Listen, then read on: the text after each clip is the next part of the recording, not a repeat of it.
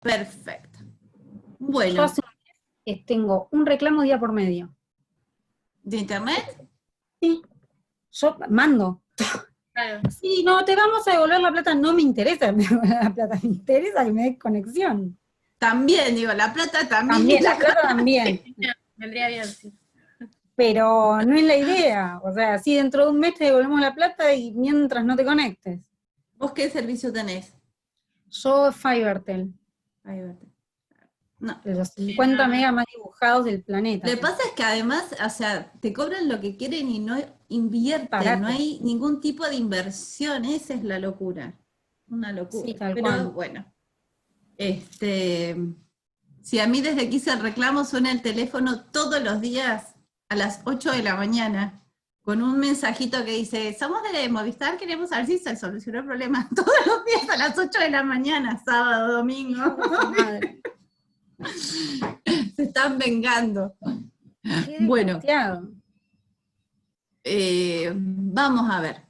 Un poco les contaba esto de que este año vamos a hacer una variación con respecto a la lógica que veníamos manejando, que era siempre como aguardando los tiempos de decantación individual y colectivos, pero que esta vez vamos a proponerles algún ejercicio que de alguna manera sea como un catalizador de esos procesos.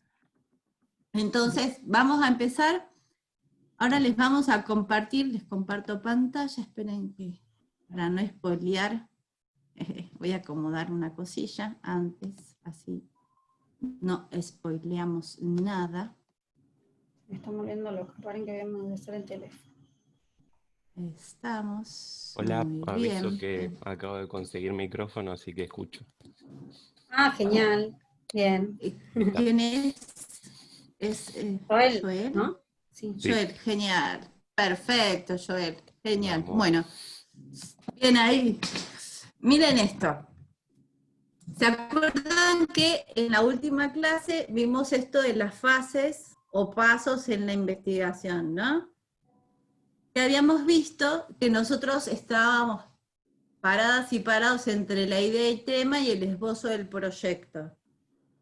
Que, digamos, el objetivo del taller es que podamos avanzar hasta el desarrollo del plan de trabajo y el proyecto de investigación, y que luego estaba esta instancia de elaboración de la tesis, que era una instancia que ya iba a quedar, digamos, en el reglamento anterior, era una instancia de elaboración y desarrollo que ustedes llevarían adelante con sus respectivos directoras y directoras de tesis. En este caso, eso se ha modificado porque la idea es que, de alguna manera, estos 4 momentos estén atravesando nuestro recorrido por la materia, de modo que cuando ustedes terminen la materia se reciben, ¿sí?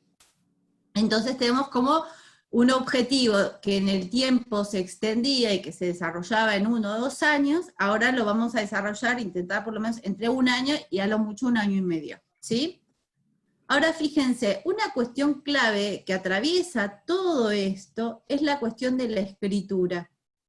Fíjense acá, ¿no? Dice, hay una pregunta que es, ¿qué caracteriza la escritura académica? Porque nosotros sabemos que está la cuestión del método, del recorte, y quizás en la tarea cotidiana hay cosas que vamos haciendo que tienen que ver con el recorte, con la metodología, con la conceptualización, pero luego hay una construcción de ese conocimiento, una comunicación de ese conocimiento que se vuelca a la palabra escrita, ¿no? Y fíjense que ahí podríamos discutir varias cuestiones, por ejemplo, esto de por qué, qué sé yo, en una instancia como puede ser de doctorado en una facultad de arte, se habilita, casi no se habilita, o se habilita siempre acompañado de la palabra escrita, la producción teórica en torno al arte, ¿no? Como que una obra en sí misma no puede funcionar como objeto de conocimiento académico, estrictamente hablando. Esa es una discusión que podríamos tener, que es interesantísima, pero antes de tener esa discusión necesitamos saber qué caracteriza el campo como escritura académica. ¿A qué le llama escritura académica? Lo que vamos a hacer ahora es ver 3 tipos de textos diferentes, ¿sí? acá dice, ¿no? Vamos a mostrarles 3 tipos de textos diferentes que fueron descontextualizados. Acá hay un planteo de lo que puede ser algo descontextualizado, ¿no? Por ejemplo, no decir a qué libro pertenece, no hablar del autor, no explicitar en qué capítulo. Ana, ¿querías decir algo? No, en algunos casos van a ver que les agregamos eso que resulta clave, ponerlos en contexto, incluso, bueno, saber qué editorial los publicó, si son parte de una colección, digo, eso nos dice muchísimo sobre los textos. Ya vamos a verlo ahora con el trabajo. ¿Qué información vehiculiza los libros más allá de lo que digan explícitamente? Pero bueno, el contexto por eso es tan importante para nosotros, y hace muchísimo sentido. Y no, estoy leyendo. fíjense, y por eso, No, que estaba digamos, leyendo el cartelito. El cartelito. No. Por eso está esta cuestión del contexto. Vieron que hay como una especie de currículum oculto, o de presupuesto, vamos a decir, para no abusar de la categoría, de presupuesto, que plantea que el contexto sería algo distinto del texto, ¿no? Que estarían los fenómenos empíricos, la realidad objetiva y después los discursos. Como estamos pensando la noción de contexto, el contexto son otros discursos. Y sobre esto insisto en esta frase que dice, esta frase o esta idea o este pensamiento de Peirce. ¿Ubican a Peirce, el semiólogo norteamericano? ¿Lo han visto en alguna materia? ¿Sí? ¿No? Que decía esta cuestión de que pensamiento que no se comunica y no se manifiesta materialmente no existe. ¿Sí? Y esa dimensión de manifestación, podemos decir, si nosotros la conectamos con algo que dice, esperen que les voy a anotar los nombres, no quiero spoilear, ¿no? Esperen que voy a abrir otro. Sí. Esto tiene estructura narrativa, esta tarea. Esperen un poquito. Para que veamos que la narración está en todos lados. Esperen acá. Ahí agarré. Esperen, Decíamos, Peirce plantea... A ver, ¿está escribiendo? Ahí vamos. Pensamiento que no se manifiesta no existe. ¿Sí? Y esa manifestación implica una materialidad, una configuración, y esa materialidad es lo que solemos llamar textos o discursos, ¿sí? Y ustedes dirán, bueno, pero hay hechos sociales, o hechos culturales, o hechos políticos, que yo no sé si puedo llamar discursos. Por ejemplo, no sé, el caminar por la calle, eso es un hecho. Pero va a venir Eliseo Verón, Eliseo, que es un semiólogo argentino. Digo, hablo de Eliseo Verón, pero los semiólogos, ¿no? Humberto Eco, Barthes también lo podrían plantear, que plantea que todo fenómeno social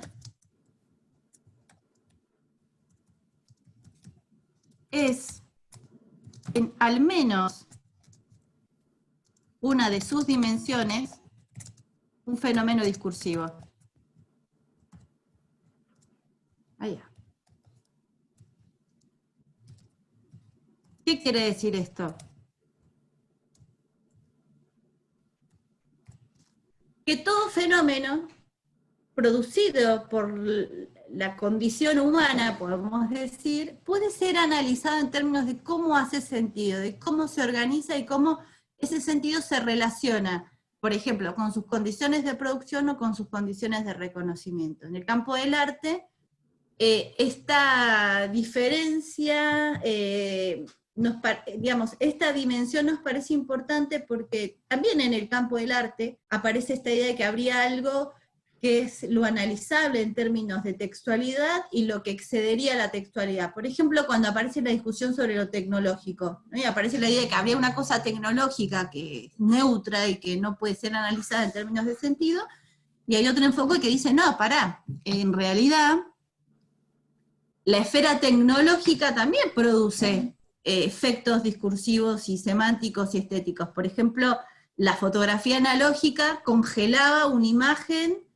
digamos, un fragmento del mundo en un tiempo que construía una temporalidad que era la del pasado, ¿sí? En cambio, el cine congelaba algo del pasado, pero como lo mostraba con los signos de estar en movimiento, habría una tensión, ¿no?, entre un pasado que se presentificaba constantemente y lo podíamos conectar con la figura del fantasma. En cambio, en la fotografía, la construcción del cuerpo se conectaba más bien con la figura del muerto, ¿bien?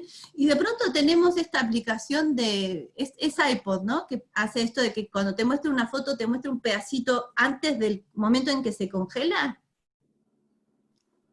¿Eso en los iPhones? Sí, ¿no? Que es muy impresionante, porque vos vas a ver una foto y ves el momentito previo a que la foto se haga, y después queda la persona congelada, ¿no? Y entonces ahí construye una temporalidad, esa tecnología construye una temporalidad que está en tensión entre nuestra fotografía analógica tradicional y el cine, no es ni una cosa ni otra. Bueno, entonces lo tecnológico también puede ser analizado en términos de sentido, ¿bien? Esta larga introducción la necesitábamos para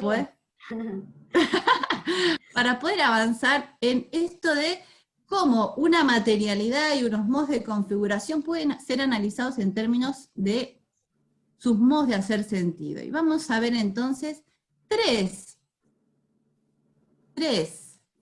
tipos de escritura diferente que hemos descontextualizado a propósito, ¿sí? No van a saber de qué autor es, de qué libro, de qué historia, ni de qué época, pero aún así ustedes van a tener que leerles y empezar a pensar, a describir, ¿sí? Dice descomponiendo, describiendo diferentes niveles para ver cuál de estos textos sería un texto académico y cuál no.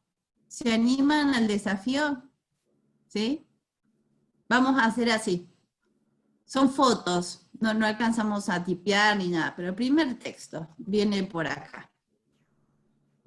Cuando ustedes terminen de leerlo, hablan y pasamos a la imagen siguiente, ¿sí? Yo me voy a silenciar así.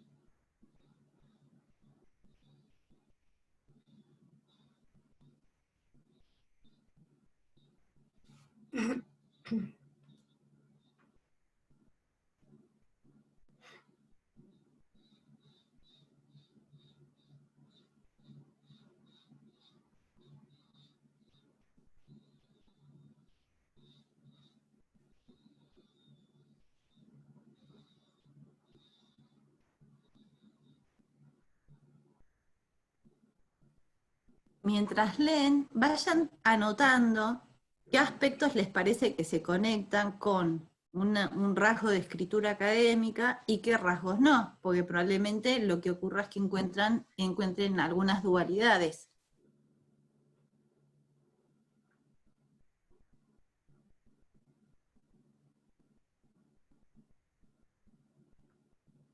Perdón, a mí se me cayó la internet, recién entró, no sé qué están haciendo, pero Mira, lo que estamos haciendo, ahí tenés en pantalla el primer texto. La idea es poder leerlo e ir anotando, describiendo, preguntando, indagando en el texto para ver qué aspectos se conectarían con un texto de tipo académico y qué aspectos no. Fíjense que estamos haciendo un esfuerzo de descontextualización enorme, porque ni siquiera hemos avanzado en la descripción más minuciosa de lo que es un texto académico. Estamos tomando como referencia a cosas que hemos hablado en las clases y encuentros anteriores, ¿sí? Y sus propios presupuestos sobre lo que sería la escritura académica.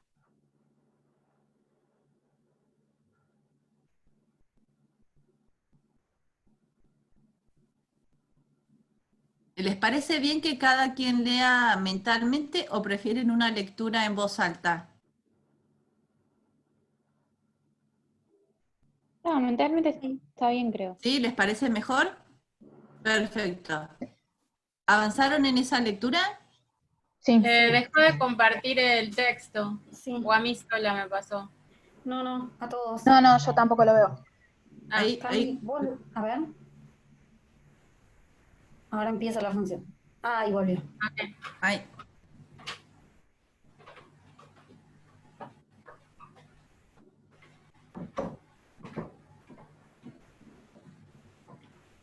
Tendríamos que poner música funcional, Ana.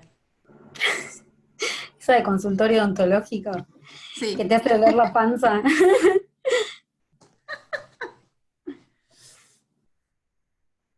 Como es que el que me sacaba ¿sabes? Kenny G. Yo ya escuchaba un saxofón y temblaba.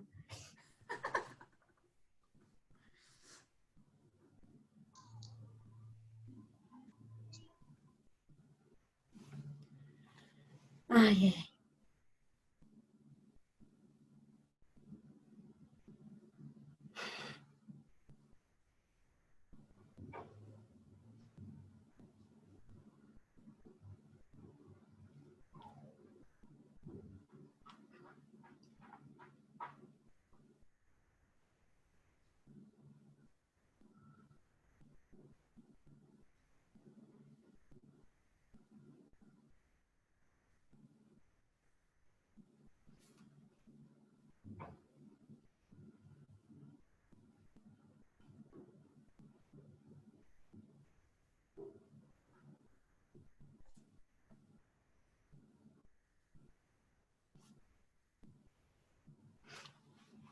Ustedes me dicen cuando paso de hoja, ¿eh?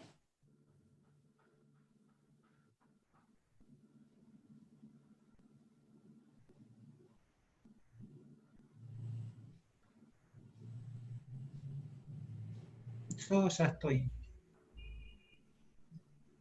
Yo Y también. yo también. Bien, pasamos También. a la siguiente. Sí. La siguiente. A ver, déjenme. A ver.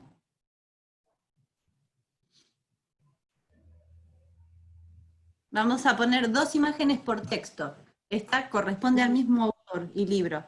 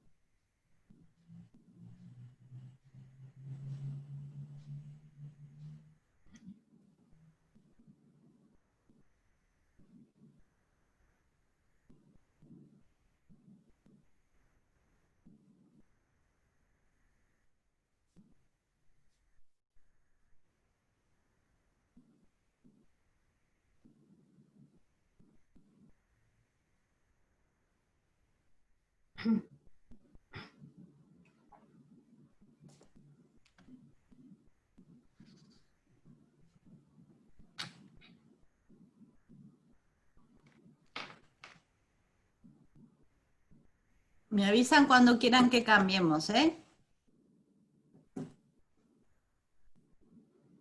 Yo ya lo leí. Ay, perdón.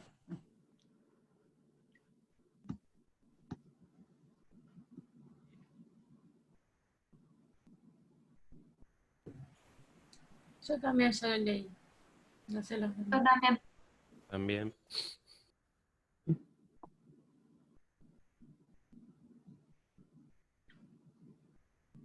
Ahí también.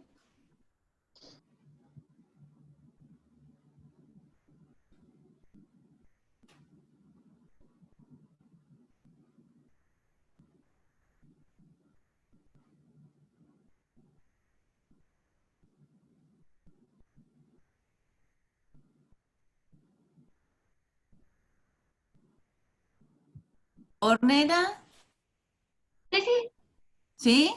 Belén, sí. Belén tiene el micrófono apagado. ah, bueno, No nos va a poder. bueno, avanzamos entonces.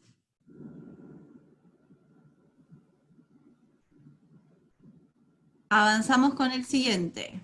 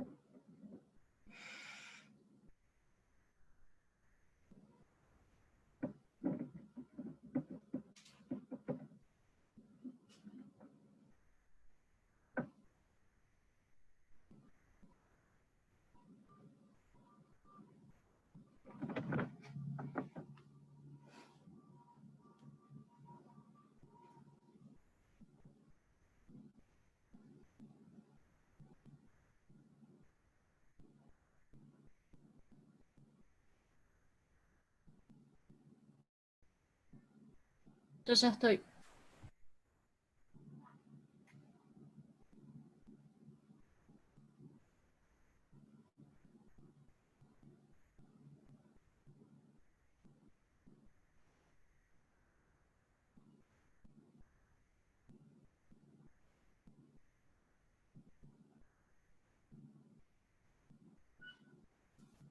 Ya estoy. Ahí Yo yo también. también. Yo también. ¿Estamos? Pasamos a la siguiente entonces. De acuerdo, esta también corresponde al mismo libro de autor, autora de la anterior.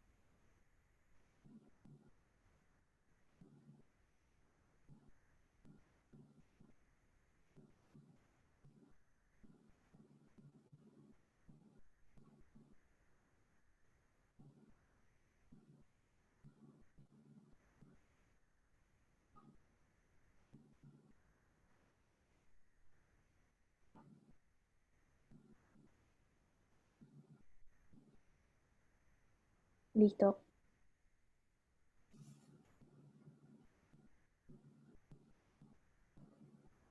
Listo. También por acá. Bien, listo. Listo. Listo.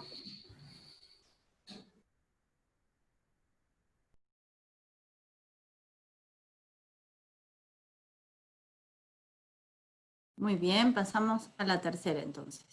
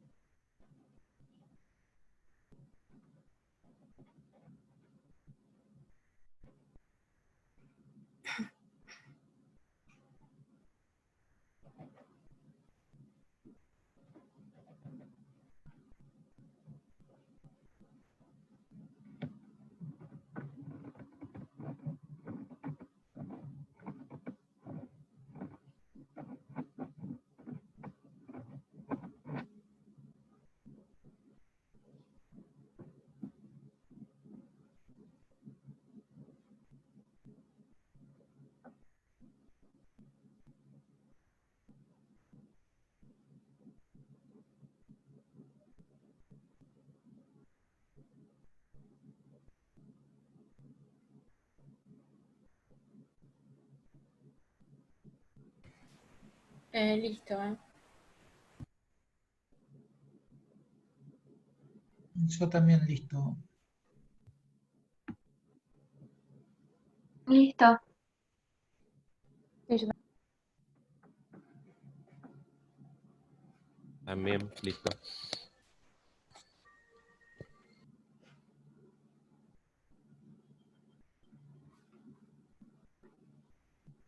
Van tomando nota de lo que les va apareciendo que orienta el texto hacia lo académico o hacia lo no académico. sí. ¿Sí? Perfecto. Vamos a la siguiente imagen.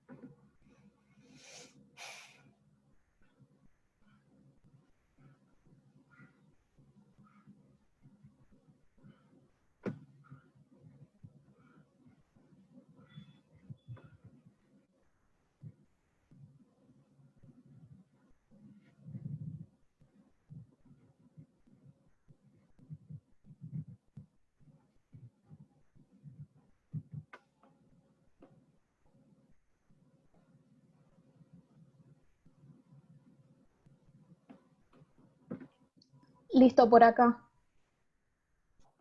Yo también.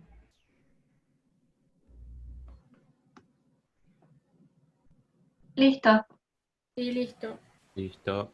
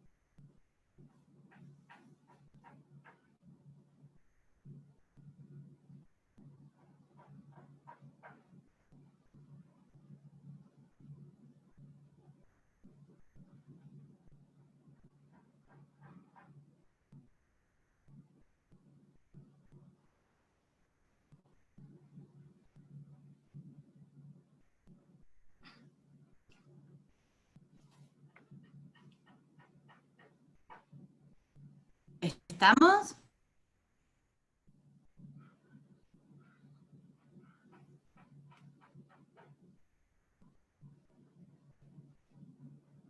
Yo ya estoy.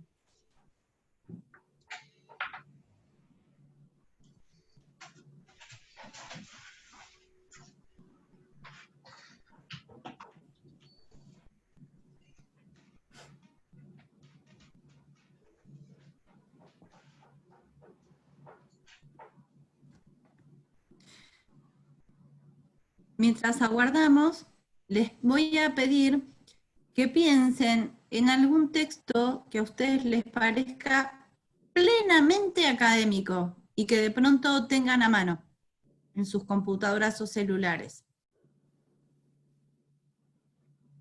Un texto plenamente académico, si eso fuera posible.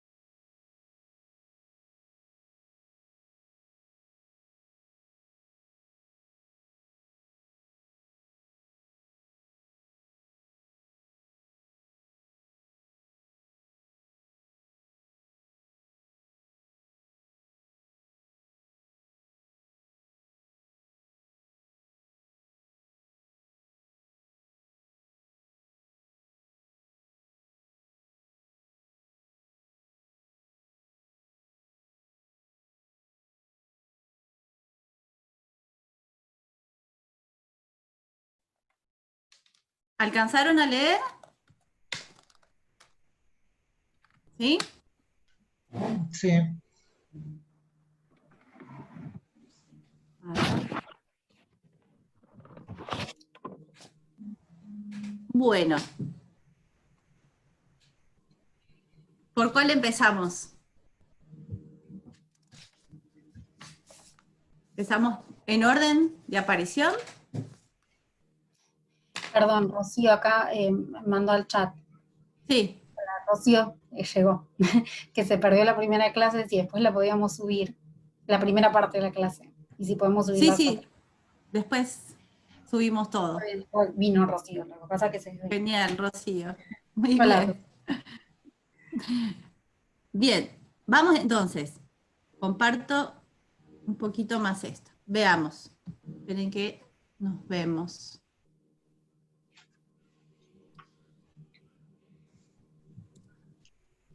Tenía... Ay, no. Espera. Ahí.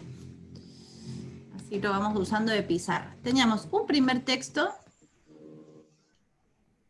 que era este, ¿no? Que habla de la... ¿Cuál es el objeto? ¿De qué nos habla este texto? De la patafísica. Muy bien, la patafísica. O sea, en primer lugar, hay una delimitación clara del objeto. Eso sería bastante académico, ¿no? Es decir, voy a hablar de esto, y no de todo esto, voy a hablar de esto. Ahora, ¿qué les parece? ¿Es un texto académico, no académico, muy académico, poco académico? Para mí es como un divague. Divague. Como Divague. nada. Para mí no es Anota académico, es como la contextualización de algo.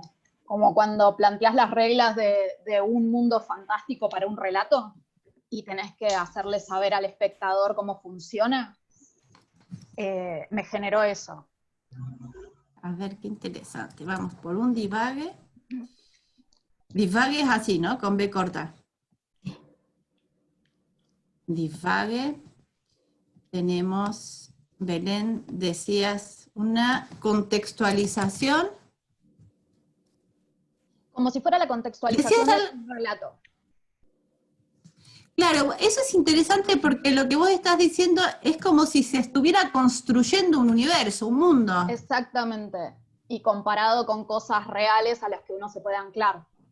Reales, entre comillas. Muy bien, o sea, por un lado, si se está construyendo es que es un mundo imaginario o inexistente. A ver, esperen que vamos a ver si esto podemos ponerlo de este lado. Sería un mundo, contextualización de un relato construyendo un mundo imaginario, que es, vamos a poner, que imaginario, inexistente, que se está creando, ¿qué dirían? Yo diría imaginario porque también dice en la siguiente parte que son soluciones imaginarias. Bien, No, para mí sí existe el mundo, lo que está haciendo es describírtelo a vos que sos ajeno. Sí, me parece que hay un punto ahí. Nosotros decimos que es imaginario porque por ahí descreemos de la existencia de la patafísica. Pero se está apoyando, lo está comparando y lo está poniendo en el lugar de ciertas actividades científicas. ¿No? Lo compara con la metafísica y con la física. ahí La aparece parte algo interesante, ¿no? Porque la idea de lo imaginario no como algo que se opone a lo existente, sino como otro tipo de realidad. Así que, miren, fíjense, a ver, contextualización de un relato construyendo un mundo que es imaginario y establece, vamos a poner, y establece comparaciones con cosas de la realidad o de lo que llamamos la realidad, podemos decir. Eso es lo Con que cosas dicen, Eso trae a colación la física, que la mayoría de las cosas... eso es lo que dice en la parte siguiente, porque de hecho cita el método científico para hablar de que se maneja con la verdad y que la patafísica en realidad lo que hace es plantear no una verdad, sino un montón de posibilidades que puedan convivir, y no la arbitrariedad del método científico que elige una sola posibilidad. Muy bien, entonces tenemos contextualización, hay una estrategia que tendría que ver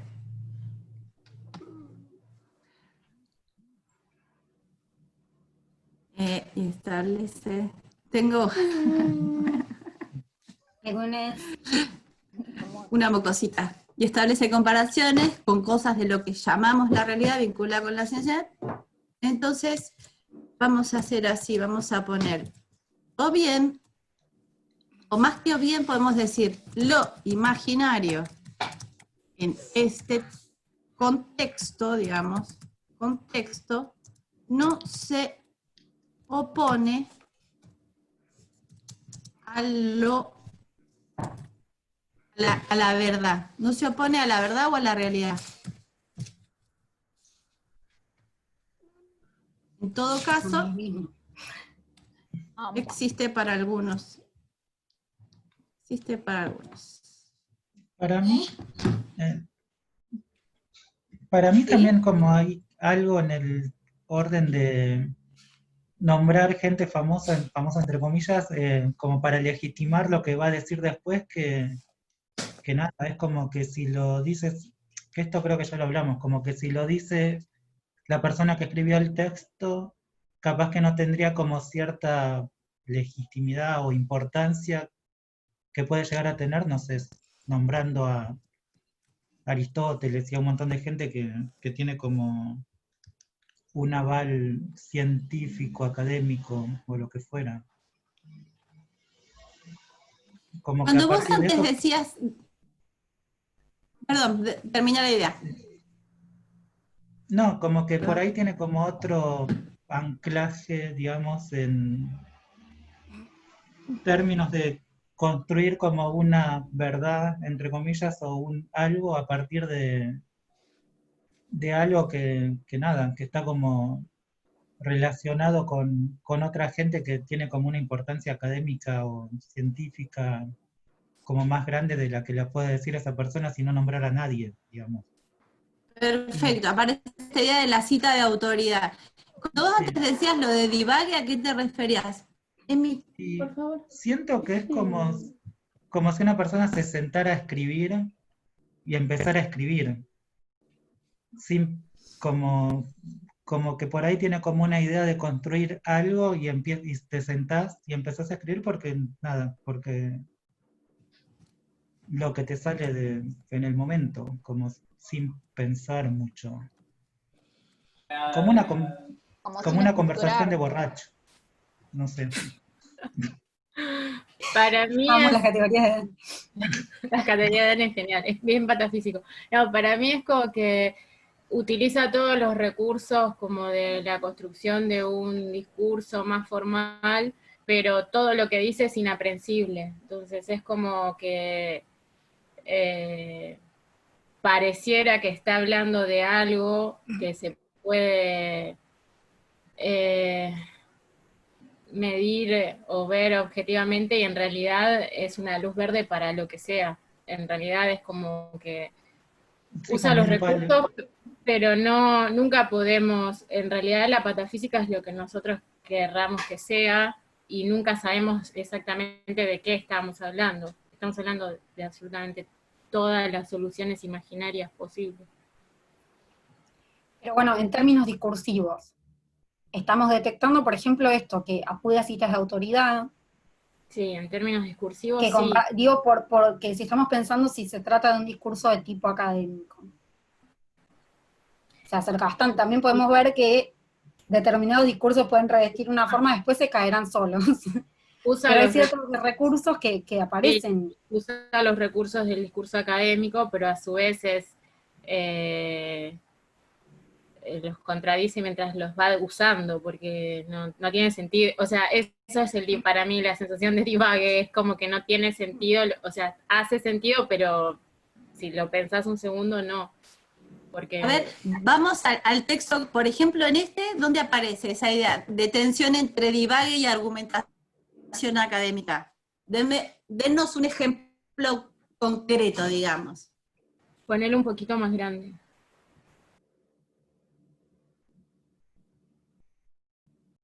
Que nos corro. Para mí en el texto todo, creo. Es como ponerle, sí. Porque una cosa es si lo lees y la otra cosa es como ponerle, si vengo yo y te digo, en el orden de lo particular, cada hecho resulta de un número infinito de causas, por consiguiente la solución de todo problema particular, es decir, la atribución de causas-efectos, bueno, y todo eso es como, te puede estar hablando de cualquier cosa. Es como, es como, nada, como... Pero, a ver, en el orden de lo particular, ¿qué sería lo particular? ¿A qué se opondría lo particular? Lo general. Y a lo general. A lo general. Cada hecho resulta de un número infinito de causas. Por consiguiente, la solución de todo problema particular, es decir, la atribución de causas y efectos, reposa sobre una elección arbitraria. He allí otro término para designar la imaginación científica.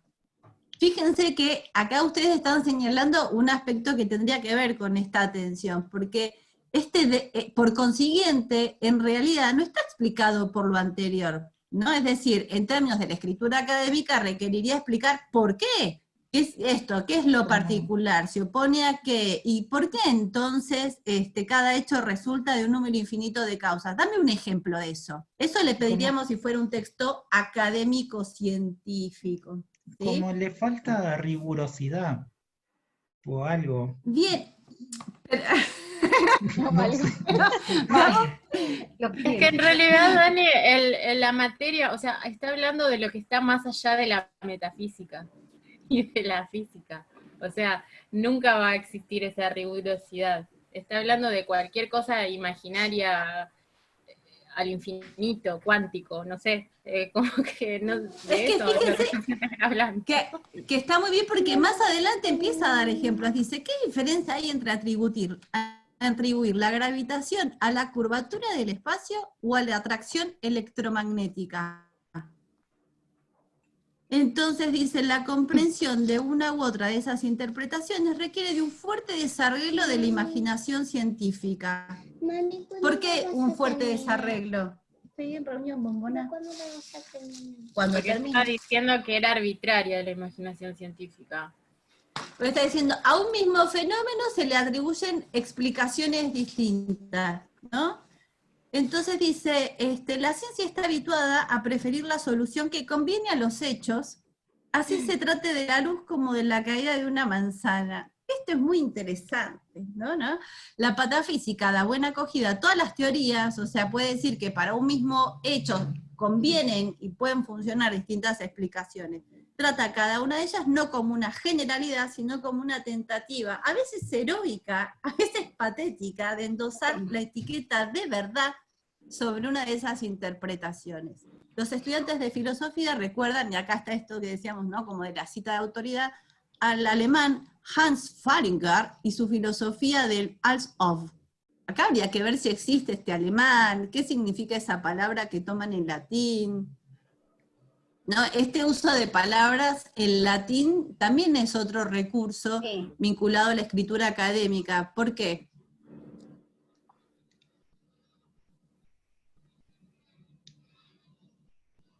¿Por qué es otro recurso?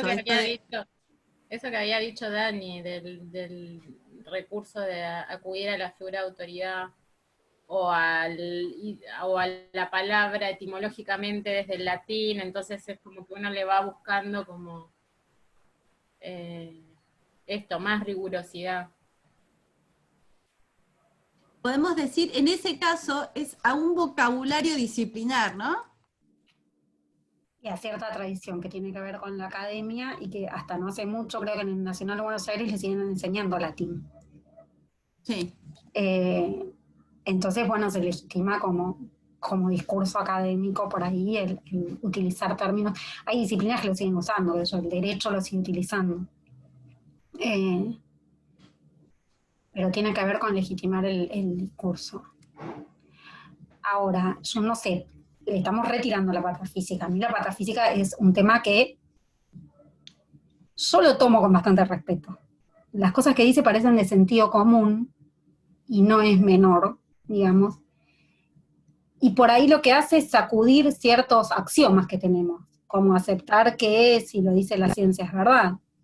En todo caso te dice, bueno, son soluciones, es un punto de vista, van a aparecer otros, por ahora entendemos que sirve, y no me parece tan loco el discurso, tan divagante. En un grupo antivacunas. ¿Eh? También en un grupo antivacunas. Pues no sabía. Pero digo, tiene su antigüedad. También las vanguardias de los primeros años 20, muchos trabajaban con esta idea de la patafísica. Digo, tiene esa cosa de, usted me está diciendo cualquier cosa, y después te pones a pensar y decís, en algún punto, evidentemente ofrece una lectura que relativiza cuestiones que tenemos asumidas. Por ahí la función es esa, yo no creo que imponga una nueva lectura, digamos, pero no me parece tan loco lo que plantea. Sí, pero para mí lo mismo pasa si ves el documental de los tierraplanistas. Es como que en un momento empezás a pensar, ¿y si la Tierra es plana? Como que te lo explican tan convencidos y con argumentos que nada, que para mí es eso, es como que los argumentos por ahí como que hacen agua por todos lados, como que sí, pero hay como un punto en relación que pensás, pero lo que está diciendo no es tan descabellado en el orden de lo argumentativo. Bueno, pero por eso, analizando el discurso, tenemos que ver que dentro de todo es un discurso que argumenta bien, por lo menos te hace dudar. Digo con respecto a pensarlo como un discurso académico. Utiliza ciertos recursos, como vos notabas, bueno, de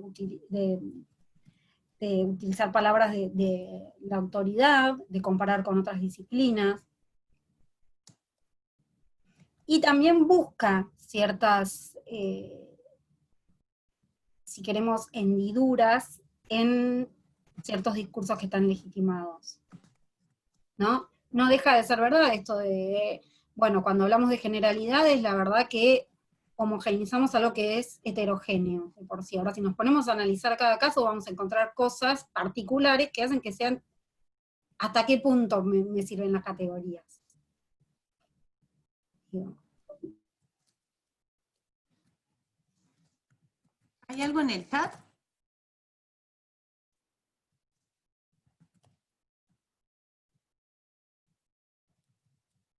¿Se cortó o se está escuchando? Rocío creo que dice tiene un origen. No sé ¿A qué cuándo te lo- referís? Ah, se escucha así, Alexis.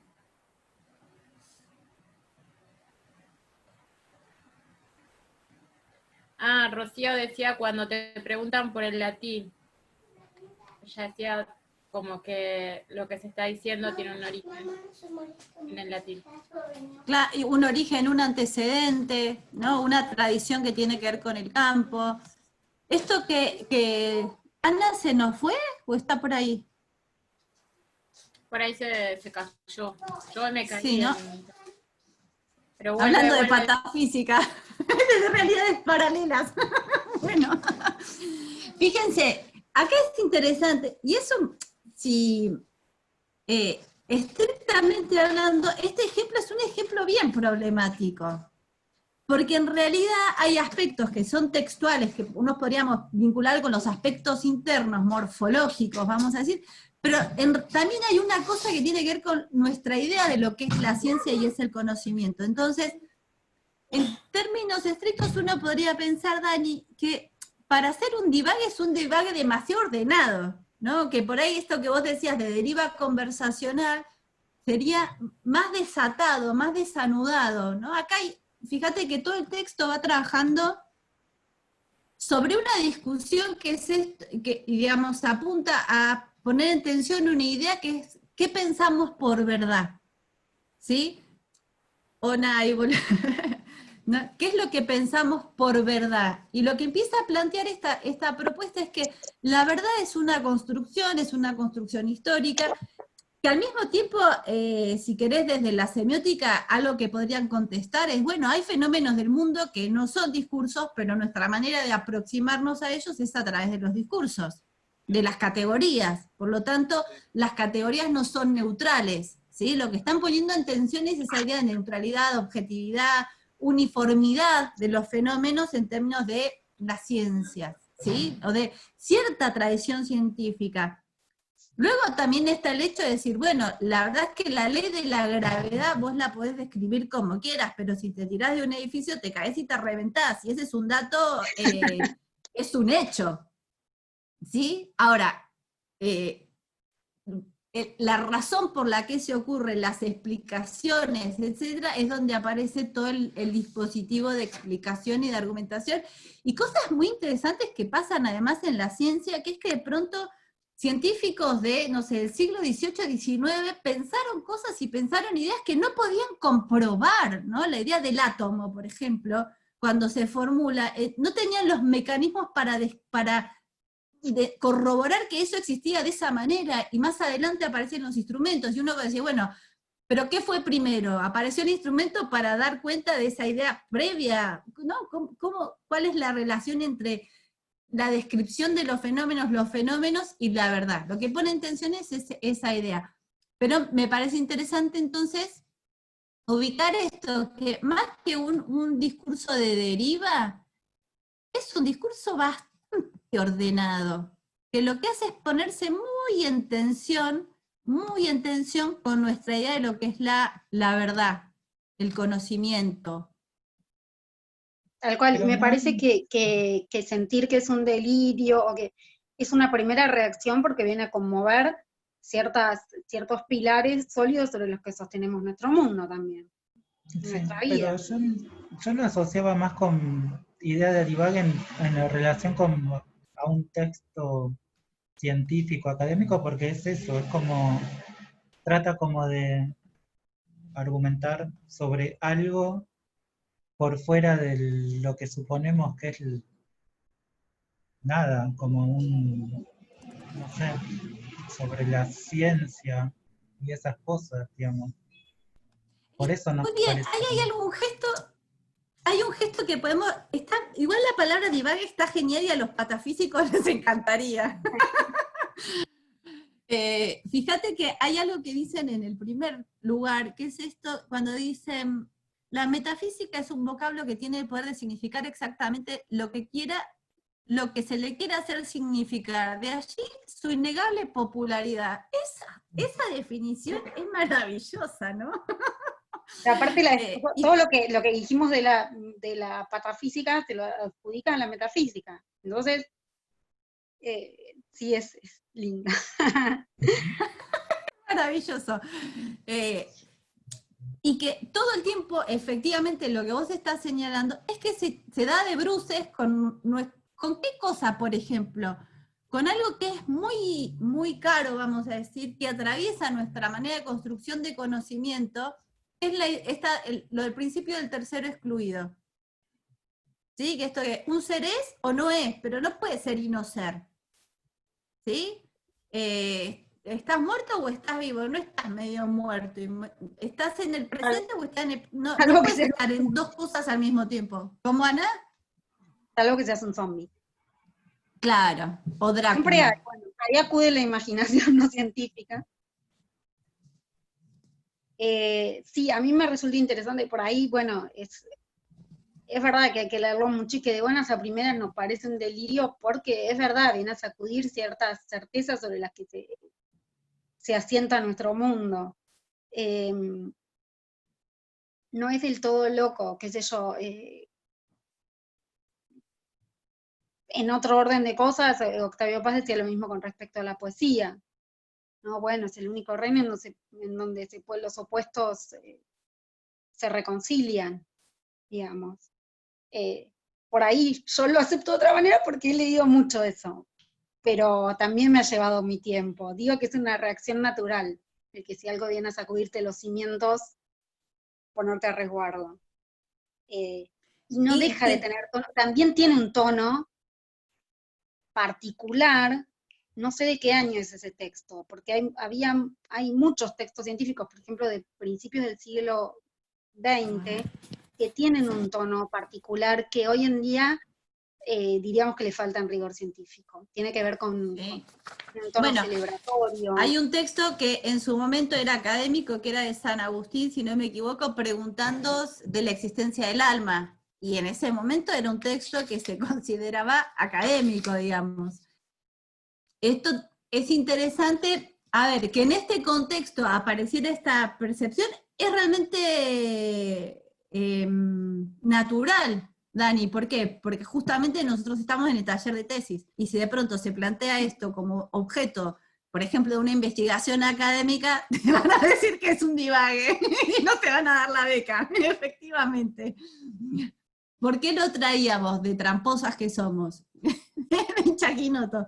Porque por un lado, esta cuestión de ubicar estos aspectos que tienen que ver con herramientas de construcción discursiva, pero por otro lado también ponerlos en contexto, con tradiciones, con lógicas que son académicas, que son institucionales y que van cambiando, pero que tienen cierta estabilidad. Entonces nos parecía que era como un buen ejemplo para pensar nuevamente en esta cuestión que decíamos antes del texto y del contexto, de sus relaciones, con qué otros discursos se está dialogando. Y al mismo tiempo para plantear lo que es importante decir, que el texto académico produce conocimiento, pero no es el único modo de conocimiento. El arte produce conocimiento, como decía la cita en relación a Octavio Pazana, el juego produce conocimiento, pero bueno, cada campo disciplinar va generando sus lógicas de interacción y de construcción textual y sus prácticas, ¿sí? Entonces, que ustedes ubicaran esta tensión es muy importante porque quiere decir que ustedes se están dando cuenta de ciertas lógicas y prácticas del campo académico institucional, ¿sí? Cuando hablamos de conocimiento. Vamos a ver, el segundo ejemplo.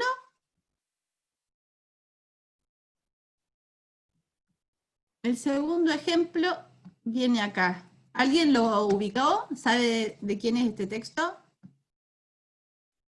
Acá les muestro, este es el anterior, de la patafísica, lo van a ver al revés. Sí, yo también es un compilado.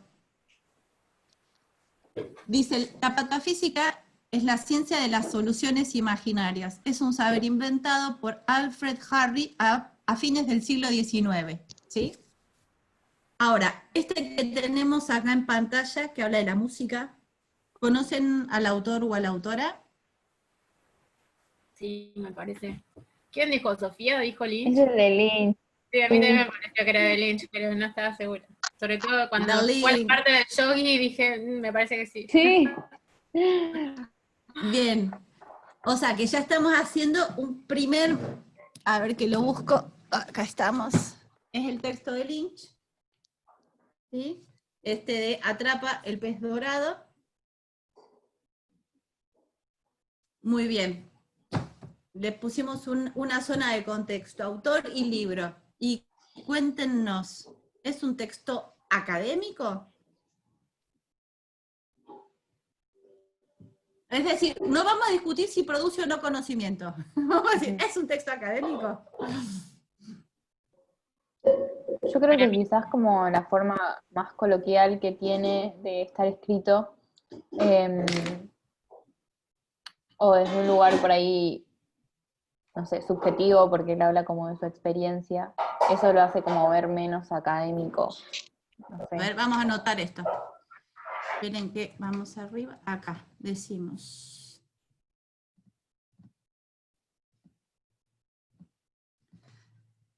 Tono o modalidad más coloquial. ¿En qué se ve esa modalidad coloquial? Vos dijiste por un lado, ¿qué dijiste? ¿Una condición más subjetiva? Claro, como que habla de su subjetividad en el sentido de que cuenta como algo de su experiencia y lo habla en primera persona. Entonces, referencia, podríamos decir autorreferencia,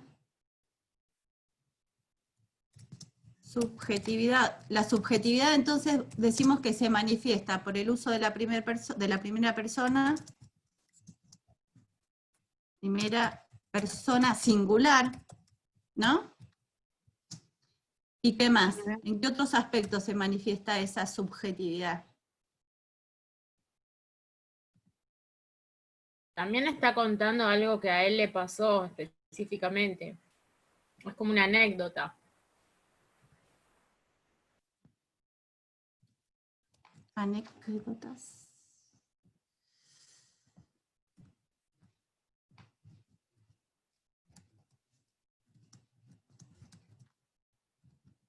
Es decir, que hay un efecto, en términos de esto que veíamos antes de lo general o de lo particular, hay una idea de generalidad o de particularidad de la experiencia.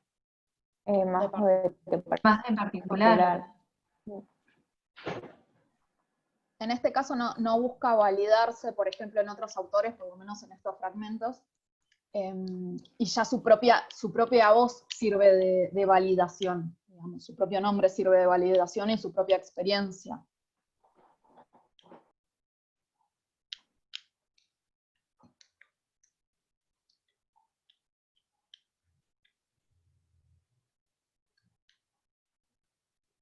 Muy bien. ¿Algo más? Sí, también remite a los diarios de los investigadores. Es como que esta cuestión de la voz en primera persona, la introducción a una investigación y qué pasó cuando estaba haciendo ese estudio de campo, remite a eso también. Remisión a estrategias, podemos decir, estrategias de estudios de campo. Lo podríamos decir es que hay algo reconstructivo, ¿no? Sí. Decir, ¿cómo fue ocurriendo algo? Sí. Un proceso.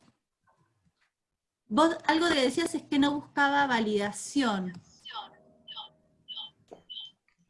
O sea, no se apoya en citas, en otros autores, en otros conceptos, es como que su propia voz es suficiente validación para lo que está diciendo.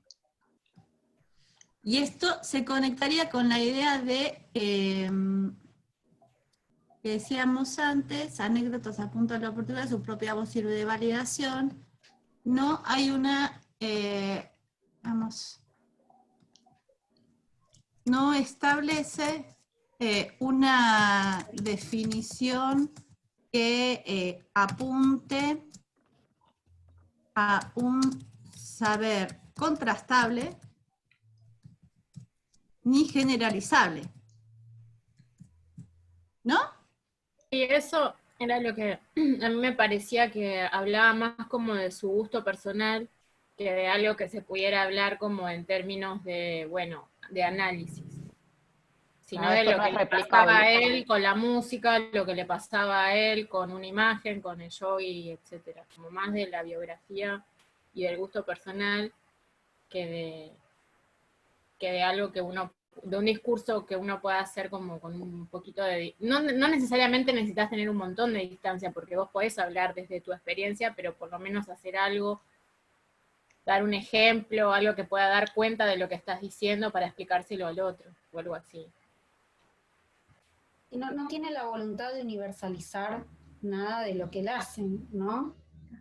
Por ahí es eso, ¿cuáles son las intenciones del texto?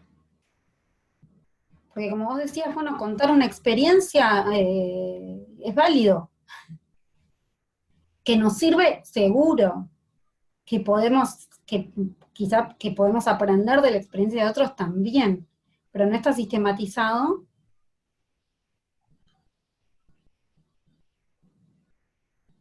Pensemos esto que recupero, ¿no? Experiencia personal. Y esto que decía Ana de intención, que una vez se dice, bueno, intención, ¿cómo se analiza una intención textual? Porque nosotros tenemos el texto, no lo tenemos a David para decirle, che, David, contanos, ¿para qué escribiste Bueno, quisiste este entrar a la librito? academia, ¿no? No. Contanos, ¿para qué escribiste este libro? No lo tenemos. Y aún teniéndolo, y aún teniendo al autor, el autor puede mentir, puede no saber porque hay algo del mundo que le excede, ¿no? La conciencia tiene sus límites, nos lo dijo recién la patafísica. Entonces, ¿cómo puedo Puede pensar que es un comprender? genio y que no se tiene ni que explicar que si lo dice él es palabra santa, entonces sirve para estudiar todo. Entonces, para decir, la verdad es que no lo pensé, lo empecé a escribir y ya, no sé para qué. Pero en realidad el texto construye una figura de autor textual y unos objetivos textuales. ¿Cuál podría ser el objetivo textual de esta experiencia personal? ¿Que todos aprendamos a atrapar el pez dorado, el camino de la meditación, o qué? Y también no hay algo como que se extiende de la obra de él, digamos, ponele que David Lynch, como autor de texto, capaz que a una persona que no sé, que mira sus películas y le gusta y es fanático, fanática o lo que fuera, lo atrae más como eso, como acercarse al mundo de él a partir de lo que escribe también. Como que por eso creo que no necesita como una autoridad. Porque es como que ya está legitimado, Genial. digamos, en otro ámbito, que es el cine. Como que Validatorio. Bien. no es una persona que pasaba por la calle y escribió un libro, un anónimo. Anónimos. Igual también la forma de escribir el texto podría dar cuenta de la intención, porque al no tener características de un texto académico, sino más como autobiográfico, y un poquito más, porque por ahí quiere navegar en otras cosas, te das cuenta que no tenía ganas de hacer un texto académico. O sea, ahí es donde uno ve la intención, porque no está construido de esa forma. Yo lo entiendo así. ¿Y ganas de qué tenía?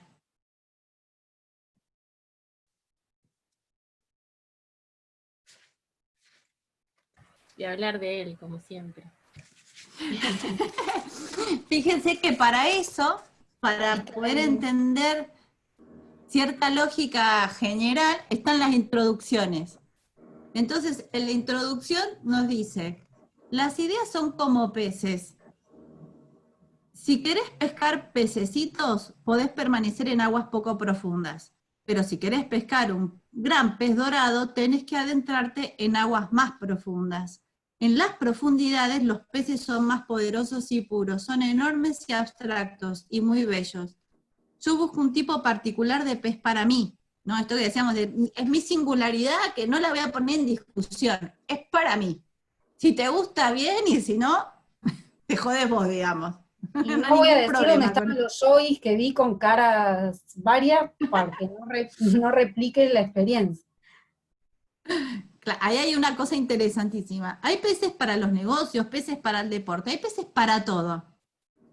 Todo, cualquier cosa surge del nivel más profundo. La física moderna denomina ese nivel campo unificado. Cuanto más se expande la conciencia, más se profundiza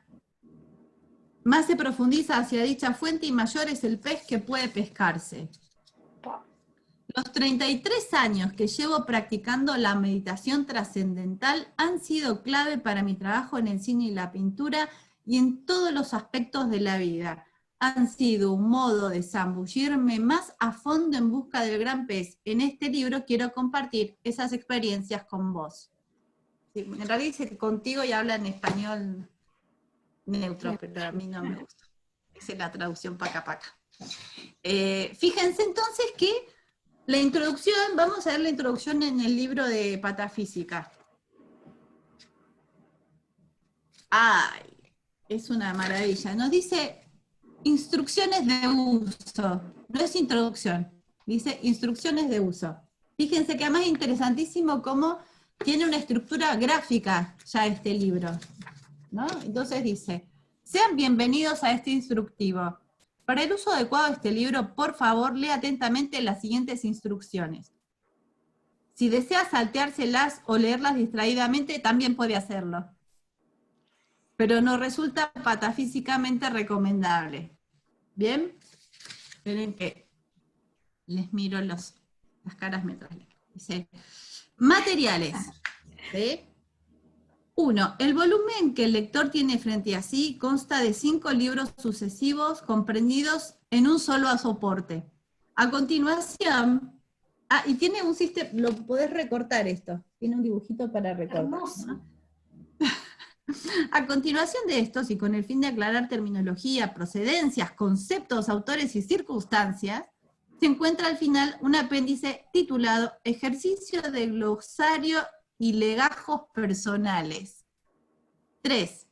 Cada uno de los libros posee un título identificatorio. Por ejemplo, el primero se denomina Introducción, que alude a los materiales que la componen. Para su mejor comprensión y con el propósito de brindar un contexto adecuado de referencias, todos los libros ostentan una introducción temática. Y así sigue con un largo manual de instrucción hasta que comienza con la introducción. ¿Sí? Fíjense que entonces cuando nosotros pensamos la cuestión de la escritura académica o de cualquier tipo, hay una cuestión que tiene que ver con la estructura, que es muy importantísima y con partes, digamos, en la organización de la estructura y de la escritura, que, sobre las cuales nos vamos a detener en particular, como por ejemplo la introducción. ¿Sí? Ahora vamos a ver. Vamos a dejar un poquito a Lynch. No, antes de dejar a Lynch, veamos esto entonces. ¿Cuál es la intención? ¿Para qué Lynch escribe esto? ¿Para convencernos? ¿Para demostrar que la meditación es buena? ¿Para enseñarnos a meditar? Anoto esto. Convencernos, demostrar.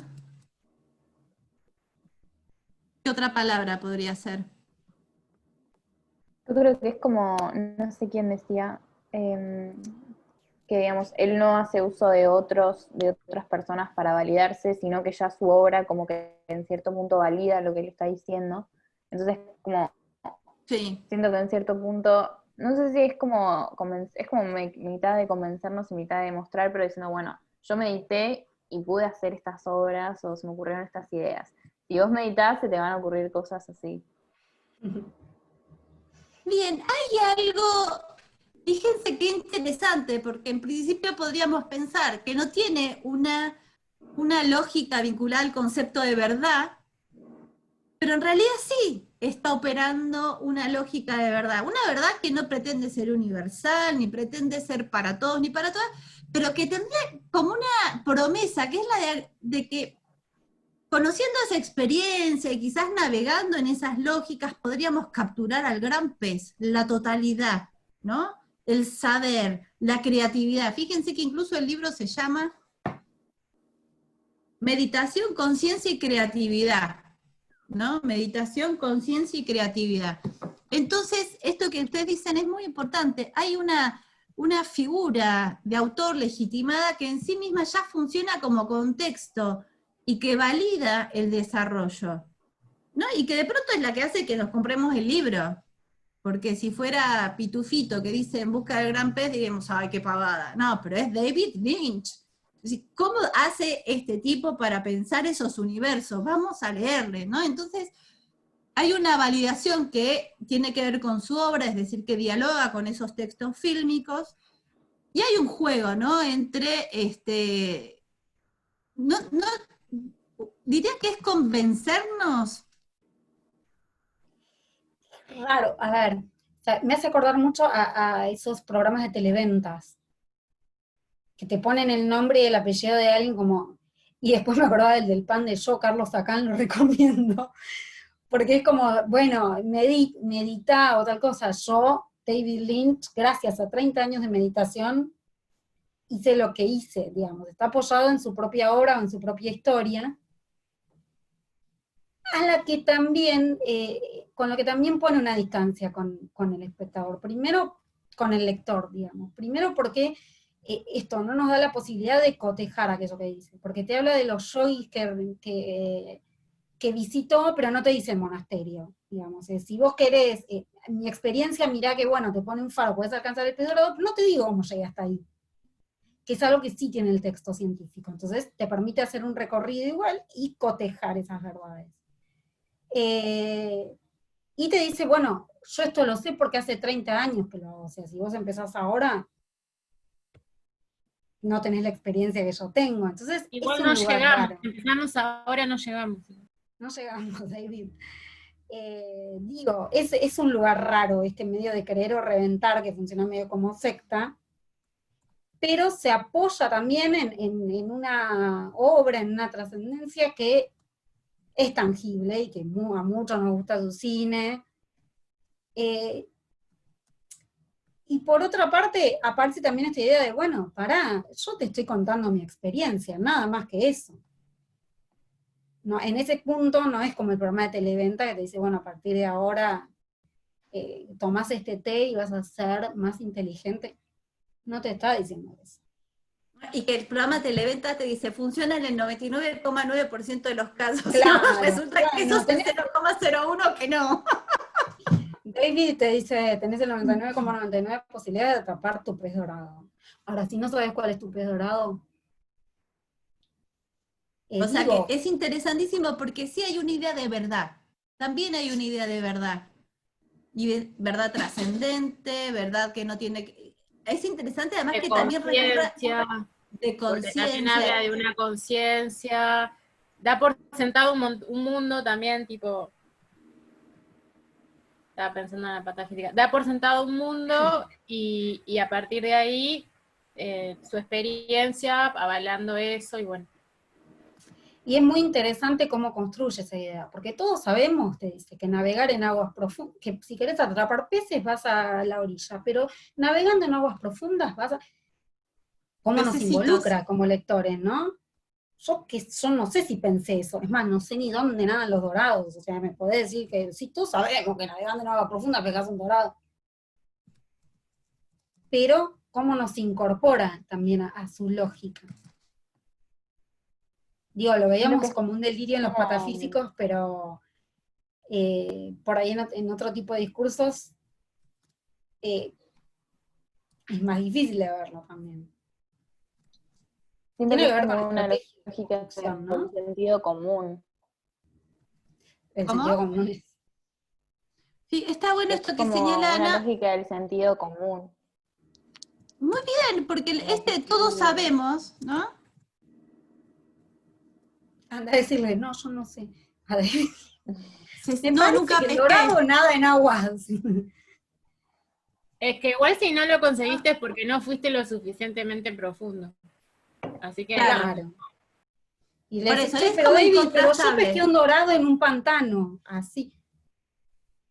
No se lo vas a decir. Ay, o sea, digo, ahí están operando incluso distintas lógicas. Aparece esta idea de la palabra de cierta autoridad, de utilizar cierto nombre, también esta idea de interpelación al lector y de involucrarlo.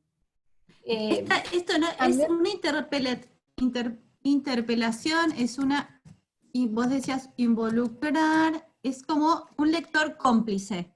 Fíjense qué interesante, ¿no? Por esto que ustedes decían, el lector que eligió ese libro es porque de alguna manera ya confía en ese autor, ya está legitimado, entonces la figura del lector cómplice es importante. Sí, eso nos lleva a lo de la patafísica de nuevo, porque es como que ya está validado, no vamos a cuestionar lo que se está diciendo, no lo vamos a interrogar, no lo vamos a poner en vilo, es así, no nos vamos a correr de ahí, como pasaba antes con lo del discurso científico. No, O sea, nadie como va a está leerlo con para Rodrigo. cuestionarlo. Claro, no, y que de hecho si se lo hiciera se estaría leyendo mal el texto y la propuesta textual. Vos podrías leerlo y cuestionarlo, pero David te diría, pero ¿ya qué? Yo no dije que esto sirve para todo el mundo, Pará, yo es no mi dije que lo tengo que experiencia. demostrar. Claro, es mi subjetividad compartida, es mi generoso aporte al conocimiento de la creatividad. Si te sirve, genial, si no, no tiene una pretensión de esto que decíamos, ni de contrastación, ni de generalización, ni de constituirse en la única forma, pero para él sí tiene una validez.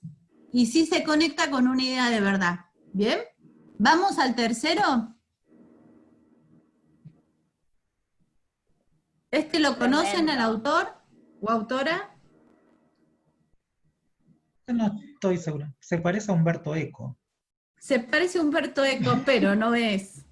pero no es Humberto Eco. No, Ah, bueno. Si no apostaba es para... Humberto. Te perdiste el auto. ¿Y qué sería? ¿Un texto académico, nada académico, un poco académico? Terriblemente académico. Terriblemente, ¿para qué vamos a...? Terriblemente académico, vamos a poner. Ese terriblemente tiene múltiples connotaciones. A ver. Por ejemplo, si es podriazo académico. A ver, vamos a ver. Terriblemente académico. ¿Por qué terriblemente académico? Porque tiene casi, o sea, todos los elementos en su estructura. Te habla de las intenciones que tiene, el marco teórico, las propuestas de abordaje, no deja lugar a que haya ambigüedad en los conceptos que está planteando, relaciona conceptos y autores, y define el objeto de estudio en función de comparar las diferencias y las similitudes con otras cosas. A ver, momento. No me dan los deditos. Relaciona conceptos de autores, ¿y qué es lo otro que decías? Que delimita su objeto de estudio justamente comparándolo, ya sean sus similitudes o diferencias, con otras cosas.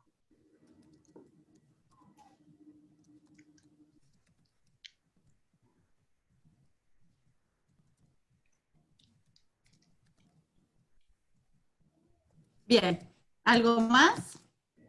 Creo que no.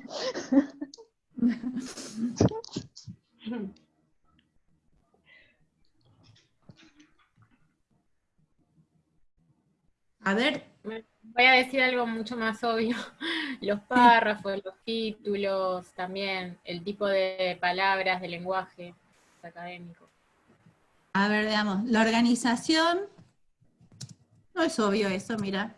No, A veces las cosas obvias son parece tan tan obvio que no lo importantes. miramos. Se está perdiendo algo. La organización, párrafos, ¿qué más decías? Títulos, Y el vocabulario. lenguaje. Un vocabulario que apunta a un conocimiento disciplinar, ¿no? Que sé yo, habla de semiótica. Además hay una acotación de campo. Como, por ejemplo, no dice que quiere investigar la relación entre imágenes de arte e imágenes de información en general. Lo que hay es un anclaje de tipo semiótico, ¿sí?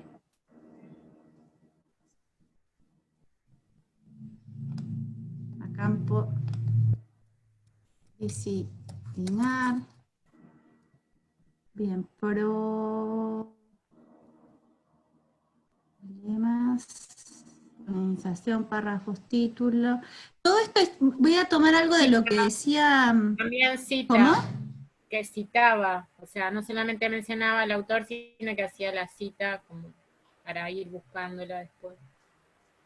Perfecto. Citas de autoridad, contextualizadas. ¿Sí? Fíjense, todo esto que va apareciendo, digamos, organización, entonces acá hay como niveles distintos, vamos a decir. Por acá, esto tendría que ver con un orden. Vamos a decir orden. Espera. Ya. ¿Por qué se ve ahí? Espérenme. Control Z. Insertar. Cuadro de texto. Vamos a ir.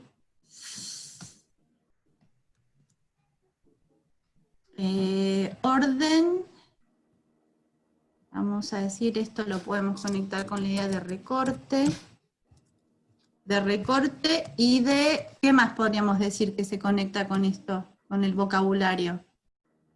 Además de establecer un recorte, unos alcances, ¿qué hace la acotación a un campo disciplinar particular?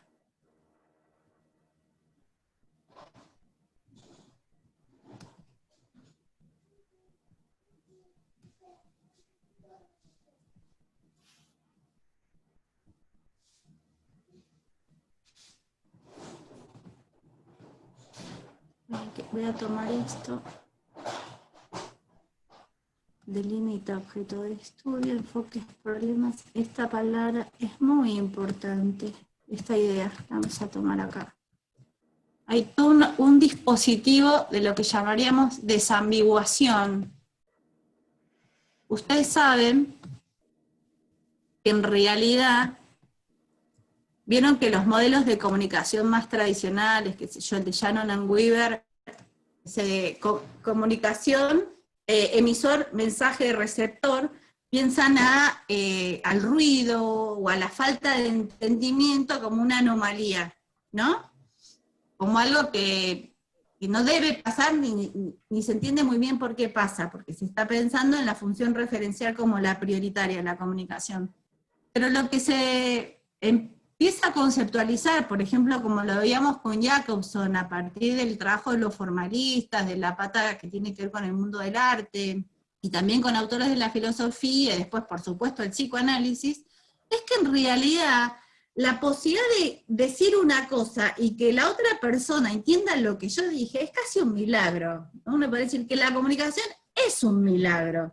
Y que lo más habitual es que exista ese ruido, lo que ya dejaría de llamarse ruido, pero que es esa complejidad en la comunicación. Por lo tanto, algo que dice Eliseo Verón, que es muy interesante, que es que la posibilidad digamos, de la literalidad en un mensaje, en un texto, en la construcción de un texto, es el resultado de de un complejo dispositivo de desambiguación del lenguaje. Ambiguación, no sé si lo estoy escribiendo bien. Desambiguación. Tendría que estar con la diéresis, ¿no? Desambiguación. Ahí lo que Eliseo Verón está diciendo es que lo que más fácilmente surja es la ambigüedad, y que el texto académico, el texto científico, lo que establece son intentos muy fuertes, muy poderosos de desambiguar. lo plantea Verón, ¿no? Entonces, esta cuestión del tipo de orden, de establecer el recorte, plantear los alcances, manifestar los objetivos, comparar, ubicar específicamente de dónde se está hablando, tiene que ver con esa búsqueda de esa ambiguación y con ¿qué otro aspecto? ¿Qué les parece?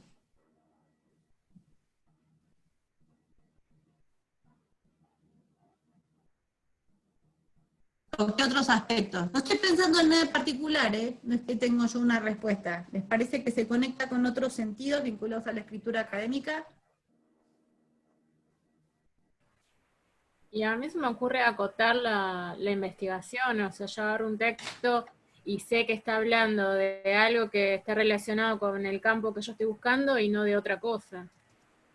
O sea, está hablando del lenguaje en el arte o de tipos de lenguaje para después llegar a eso y me sirve o no me sirve, como que... ¿Y por qué nos conviene acotar cuando pensamos en términos académicos? ¿Para qué ayuda acotar y decir, bueno, voy a trabajar sobre esto y no sobre esto, desde esta perspectiva y no desde esta otra, por estas razones?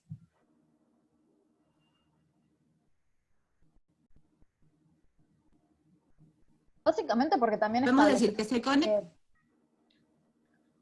Sí, te escucho. Que básicamente también te permite, inclusive uno cuando busca un libro que habla sobre X tema, te sirve para saber la profundidad con la que se está tratando ese tema. Si es un tema, si se quiere, acotado, no sé, X soldado de la Segunda Guerra Mundial. No es lo mismo que hablar de la Segunda Guerra Mundial. Entonces, sabes que es imposible de abarcar, o es muy difícil de abarcar, o va a ser superflua el abordaje que se pueda hacer de ese tema, o no, o va a ser muy, pero muy específico y muy profundo cómo se aborde, cuanto más acotado sea. Mira esto, mami. Bien. Pero nunca me di cuenta. ¿Qué pasa? Perdón un segundito. Perdón, ¿eh? Muñecos. Bueno, después me lo mostrás, ¿dale? Wow. Que yo no me peino. Bueno. Entonces, esto de profundidad lo pongo entre comillas y es algo sobre lo que vamos a volver, ¿sí? Porque, ¿se acuerdan que en Lynch aparece esta idea de la profundidad? Que es una categoría compleja, compleja, compleja. La vamos a dejar ahora y después vamos a ver cómo la repensamos. Lo que sí vamos a hacer es sumarla a la idea de escala, si se quiere, y plantear que tenemos distintos tipos de abordajes. Tenemos, Eco hablaría de abordajes panorámicos y abordajes monográficos, por ejemplo, ¿no? Tiene que ver con la escala y no necesariamente con profundidad, que como digo, la vamos a retomar después. Pero ahí la ponemos entre comillas como para plantear ciertas tensiones en la categoría. Ahora fíjense entonces, es un texto académico, si nosotros nos preguntamos para qué se hace, su función tiene que ver con la construcción y la contribución al campo del conocimiento, ¿verdad? Ahora es un conocimiento que tiene ahí ciertos criterios. Comparándolo con el texto de David Lynch, ¿qué pueden decir, qué pueden precisar de estas intenciones textuales en torno al tipo de conocimiento?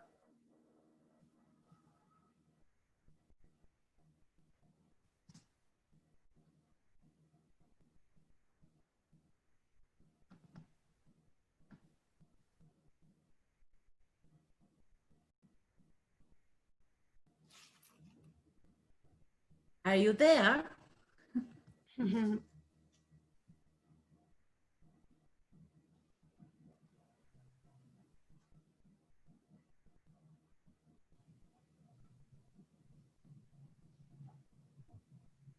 ¿Recuerdan lo que fuimos observando del texto de Lynch?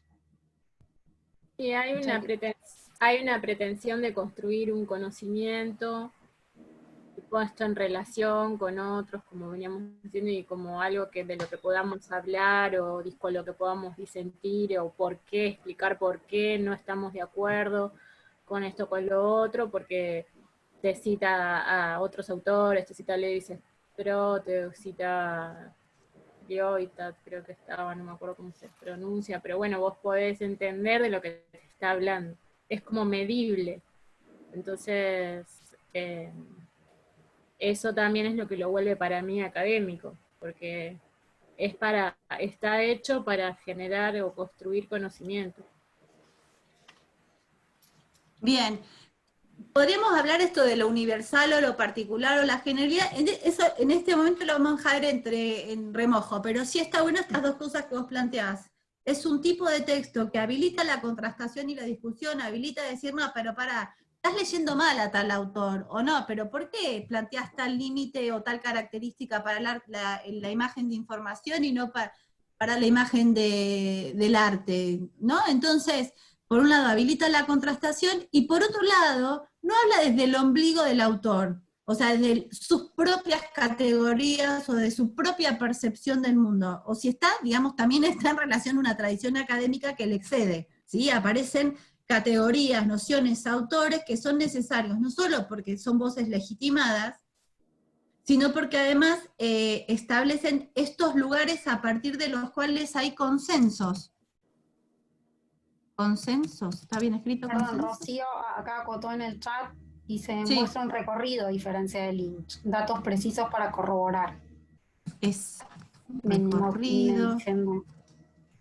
datos Precisos corroborables. para corroborar. Datos corroborables. Bien. Corroborar. Muy bien. Bueno. Para mí es clave, pensemos qué tipo de lector construye el texto.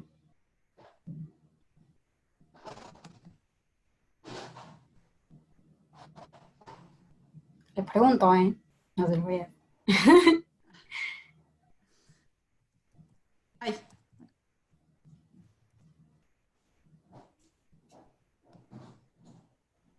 Pero, ¿qué tipo de lector construye?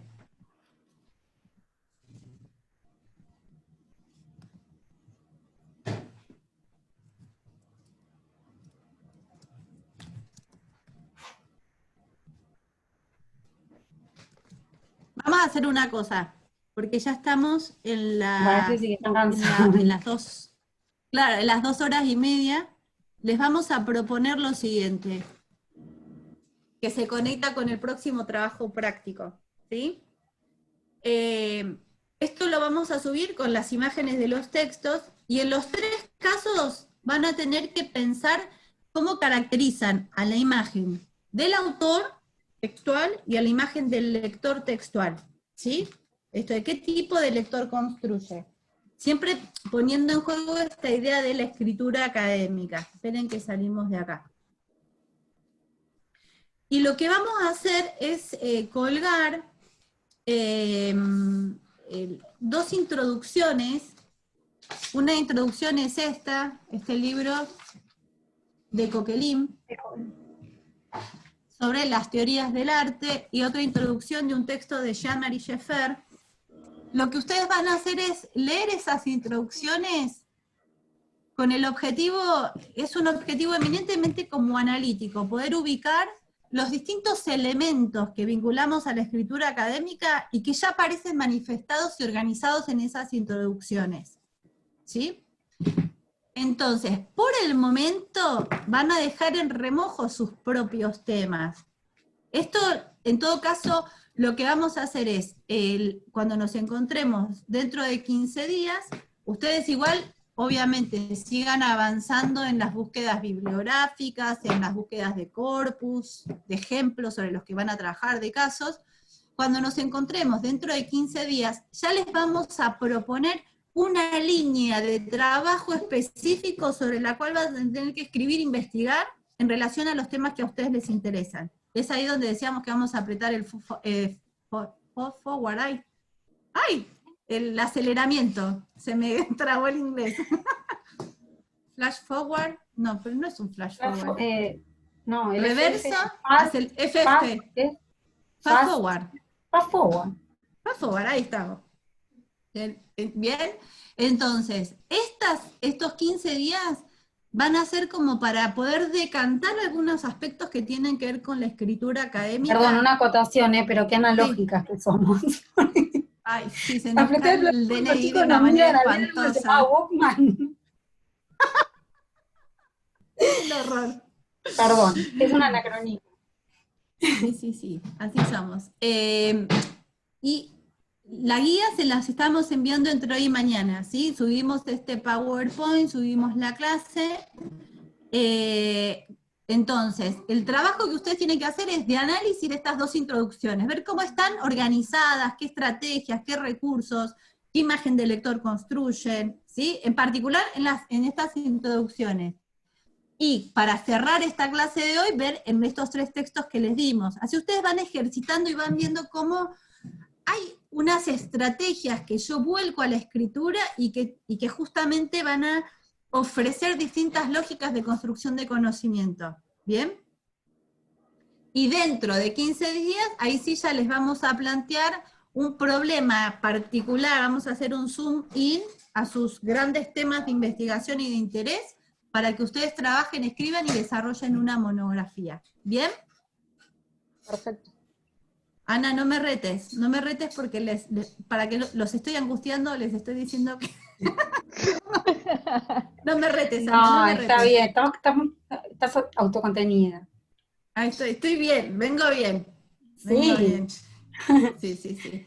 No, a veces lo que pasa es que Bueno, tenemos cierta tendencia a alargarle todo lo que queremos hacer en el año y yo sé que abruma a la gente. Ante tanta incertidumbre diaria viene bien un poco de saber más o menos hacia dónde vamos. sí, Porque... el presente, diría Claudio García. Pero bueno, si ven que nos Claudio, vamos de mambo, frénennos. ustedes nos dicen con cualquier total cosa, libertad. no, vamos muy rápido. Pero como dice Claudio María Domínguez, es el del programa SDC5N, es el presente. Concentremos en lo que somos. El pasado no existe, el futuro aún no llegó, somos presente.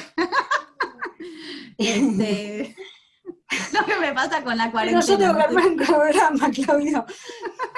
No sé. Muy débil. Eso hay que decirle a Claudio María Domínguez, ¿cómo haces para organizar una planificación académica si solo sos presente? Bueno, Claro. es muy terrenal, es muy mundano. Qué hermoso plantear eso, ¿no? Que tiene un programa, un cronograma. Yo soy presente. Bueno, no sé si quieren comentarnos alguna cosilla más. Algo que nos había quedado en el tintero, no me mates, Ana, no me mates. Esto era de sugerirnos películas y obras y series y eso. ¿Vieron algo que sugerirían ver, comentar? Levanto la mano. Yo Sí. tengo, pero no para sugerir también, pero si yo cambio mi coso, ¿tengo que hacer todo de vuelta? Mi coso, mi tesis. Muy académico el uso del coso como definición. Así estoy como, estamos en cuarentena.